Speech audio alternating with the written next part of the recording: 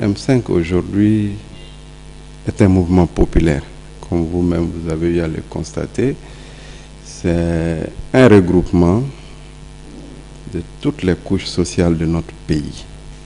La société civile, dont une écrasante majorité des congrégations religieuses, je dis les congrégations religieuses, parce que les gens confondent seulement l'islam. Vous avez vu la déclaration des cadres chrétiens du Mali. Il y a beaucoup de cadres qui sont dans la religion musulmane aussi, l'islam. Donc, il y a une bonne partie de la société civile, les partis politiques, beaucoup d'associations. Même quelquefois, des corps habillés se sont déclarés du M5. Donc, c'est un mouvement véritablement populaire et ce mouvement se porte aujourd'hui à merveille. C'est avec un cœur meurtri que nous évoquons vraiment cette situation. Vous savez ce qui s'est passé au lendemain du rassemblement du 11 juillet n'honore pas du tout le Mali, n'honore pas notre démocratie. Des populations à main nue, et on vient tirer sur les manifestants à main nue. Franchement, il n'y a pas de mots pour qualifier cela. Ça doit être vraiment d'une autre époque. Vraiment passé, c'est inhumain, c'est barbare, c'est antidémocratique, c'est contraire à toutes les valeurs culturelles de notre pays. Franchement, c'est très très regrettable.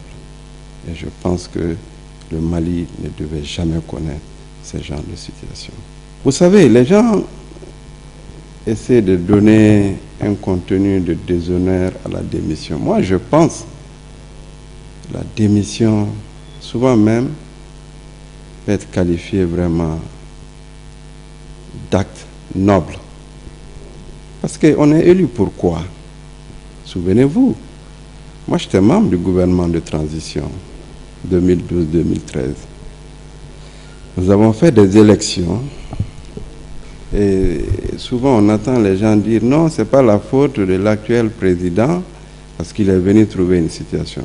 Mais il s'est engagé en cela. Il s'est engagé pour dire aux Maliens, quand moi je vais venir, je vais trouver la solution à ce problème. Alors moi je crois que la démission, ce n'est pas un acte de déshonneur. Au contraire, quand il y a un pacte entre vous et une population, où il y a un pacte entre vous et quelque chose que vous devez accomplir, si vous n'y arrivez pas, quelles que soient les circonstances, vous pouvez dire à votre peuple, franchement, je me suis engagé pour cela, mais je n'ai pas pu, donc je rends ma démission. Ça se fait partout dans le monde entier, pas seulement au niveau de la présidence, mais même un cadre honnête. On te nomme pour diriger telle ou telle chose. Si tu n'y arrives pas, tu peux dire je rends ma démission. Je crois qu'il ne faut pas voir la démission. C'est bien faisable. C'est bien faisable. Et ça a été même fait dans notre pays. Je crois que les gens ont déjà oublié cela. Et c'est la même CEDEAO qui a demandé à l'ancien président, Amadou Toumani Touré, de démissionner.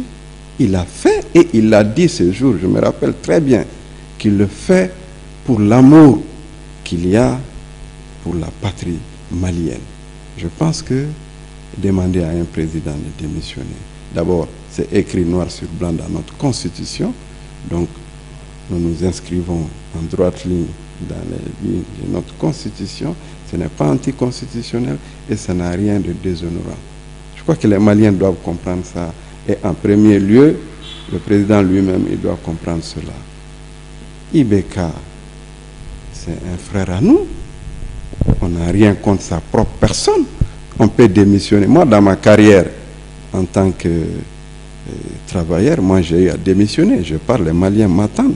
J'ai écrit ma démission quand j'ai trouvé que, pas par incapacité, mais il y avait des difficultés d'orientation. Ce que je comptais faire à l'époque, ma hiérarchie n'était pas d'accord avec ce que je voulais faire. J'ai écrit 2 fois dans ma carrière, j'ai démissionné 2 fois. Donc le fait de démissionner, ce n'est pas un problème.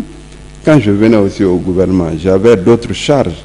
J'ai écrit, et les Maliens m'entendent très bien, j'ai écrit de mes mains propres ma démission pour rentrer au gouvernement. Donc démissionner, c'est un acte noble, au contraire.